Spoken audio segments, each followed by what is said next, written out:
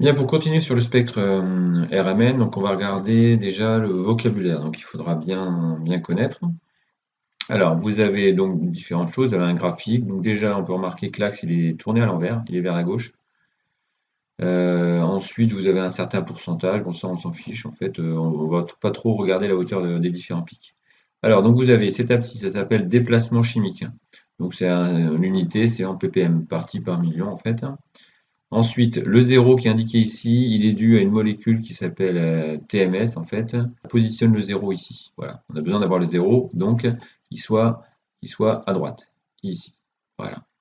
Ensuite, donc, on va avoir des pics, donc des pics, des petites pointes là bien fines. Ensuite, des massifs. Alors, des massifs, c'est constitué de plusieurs pics. Donc là, en fait, on peut dire qu'on a un massif à un pic, ici un massif à trois pics, ici un massif à 1, 2, 3, 4 pics. Ensuite, donc, selon les nombres de pics dans un massif, ils vont avoir un certain nombre. Ce massif à 3 pics, ça va simplement s'appeler tout simplement triplet. Voilà, parce qu'il y a 3 pics. Quadruplet, c'est quand il y a 4 pics. Vous avez une deuxième courbe ici qui est en marche d'escalier ici avec des petits sauts. Les petits sauts se font à chaque fois qu'il y a un massif. Donc petit saut, un plat, petit saut, un plat, petit saut. Donc ça s'appelle la courbe d'intégration.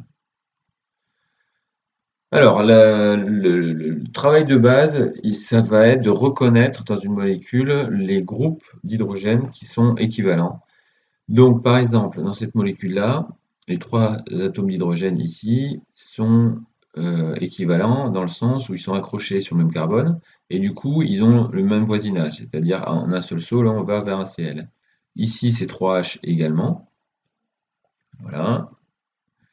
Donc on peut les regrouper en CH3 et là ce H par contre il est tout seul parce que il est le seul sur son carbone là et en fait il n'est pas identique aux autres parce que celui-là en un seul saut il va avoir une doublison O. Et alors que là, en faisant un saut et deux sauts, ils sont en doublison O. Donc les H qui sont là ne sont pas à la même distance que celui-là de l'oxygène.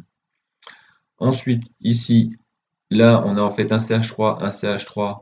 Donc en fait, tous ces CH3 voient de l'autre côté un CH3 aussi. Donc la molécule est symétrique. Donc tous ces H là sont identiques. Ils ont le même voisinage. Ils voient la même chose autour d'eux.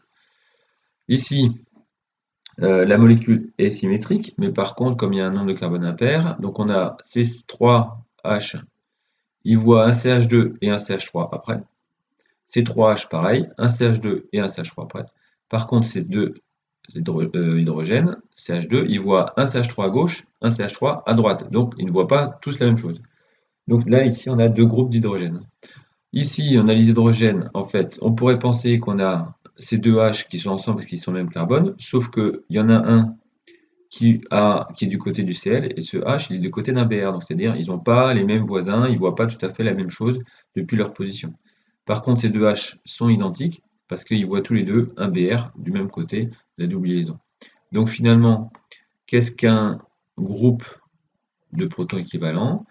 Donc les protons équivalents sont des protons qui sont dans une même molécule et qui possèdent un voisinage identique. Donc la condition qu'ils soient sur le même carbone et qui voient autour d'eux le même enchaînement d'atomes.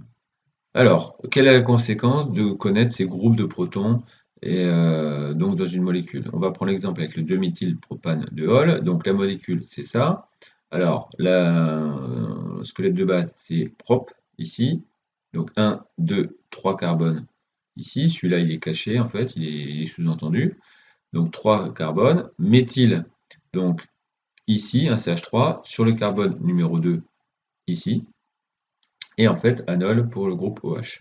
Donc sur le carbone aussi numéro 2. Donc au niveau des groupes, on va avoir les 9 H ici qui vont être équivalents, qui vont voir la même chose. Ils vont voir un C et ensuite un CH3, CH3OH. Celui-là aussi, C, CH3, CH3OH. Donc ils sont tous équivalents. Et ce H là, il est tout seul. Donc ça nous fait deux groupes, 9 protons équivalents et un proton ici tout seul, donc deux groupes de protons. Si on regarde ici le massif, qu'est-ce qu'on voit? On voit qu'on a un massif ici, un massif ici, dont ce spectre est constitué de deux massifs. Donc, résultat des courses, on voit qu'il y a deux groupes et du coup deux massifs. Deuxième exemple, l'éthanal est de carbone. Donc, terminaison anal, donc c'est C doublon O avec H. Donc là, il y a deux groupes. de H, 3 groupes, 3 H bleus et un H rouge. Au niveau du spectre, qu'est-ce qu'on remarque? Ici, on a un massif, deux massifs. Donc finalement, deux groupes de protons, ça donne deux massifs. Éthanoate d'éthyle, donc cette fois-ci, la molécule est un petit peu plus compliquée. Eth pour deux carbones, 1, 2 ici. Voilà. Le eth de éthanoate, il est là. Ensuite, le éthyle, ici, le eth de éthyle, il est là. En fait, la partie base de l'éthanoate, c'est CO, liaison double, liaison simple. Donc, au niveau des groupes, on va se retrouver avec un groupe bleu ici, un groupe vert ici, un groupe rouge ici. Donc, ça veut dire trois groupes. Et quand on regarde le spectre, cette fois-ci, le spectre, il a 1, 2, 3 massifs. Donc, on a à nouveau 3 groupes, 3 massifs. Finalement, quelle est la conclusion de tout ça? C'est que le nombre de groupes de protons va être égal au nombre de massifs sur le spectre.